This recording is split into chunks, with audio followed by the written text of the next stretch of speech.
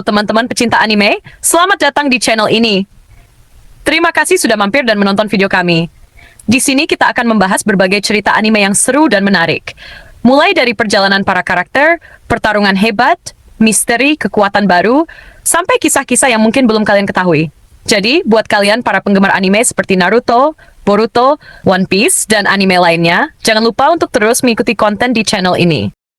Luffy dan topi jerami tiba di Elbaf. Setelah kejadian besar di Pulau Egghead, perjalanan bajak laut topi jerami berlanjut menuju Elbaf, negeri para raksasa.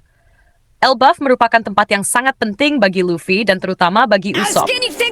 Selama bertahun-tahun, Usopp bermimpi pergi ke negeri para raksasa dan menjadi pejuang pemberani seperti mereka.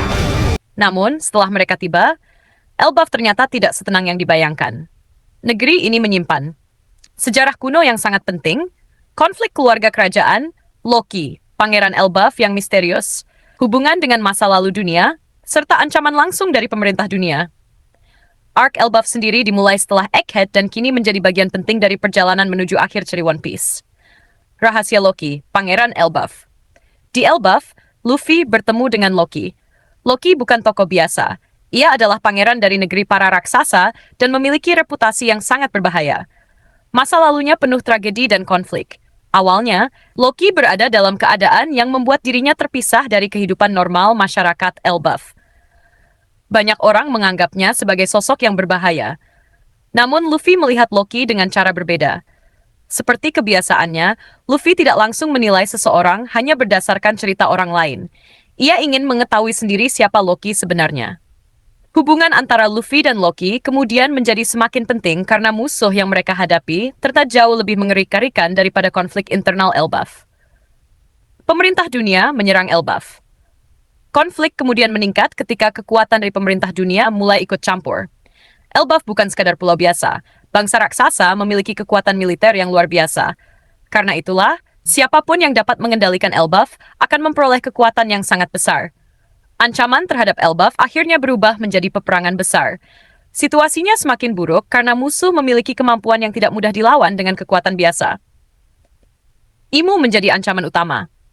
Salah satu perkembangan paling mengejutkan adalah keterlibatan Imu. Imu bukan musuh biasa. Ia adalah sosok misterius yang berada di puncak kekuasaan pemerintah dunia. Di Elbaf, ancaman Imu mencapai tingkat yang sangat mengerikan.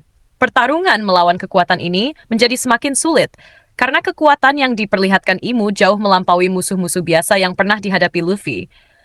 Dalam perkembangan terbaru, Imu bahkan menunjukkan bentuk kekuatan yang semakin mengerikan.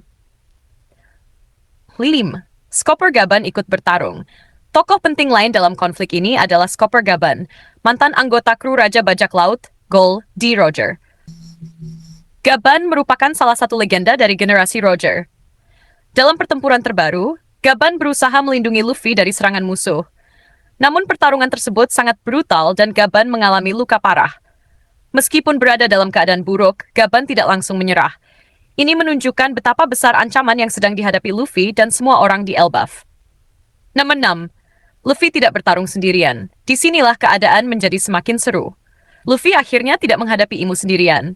Loki dan Hajrudin bergabung dengan Luffy. Hajrudin adalah pejuang raksasa yang dikenal sebagai bagian dari armada besar Luffy. Sementara Loki merupakan sosok yang sangat kuat dan memiliki posisi penting dalam Elbaf. Sekarang tiga kekuatan besar berdiri bersama. Luffy plus Loki plus Hajrudin.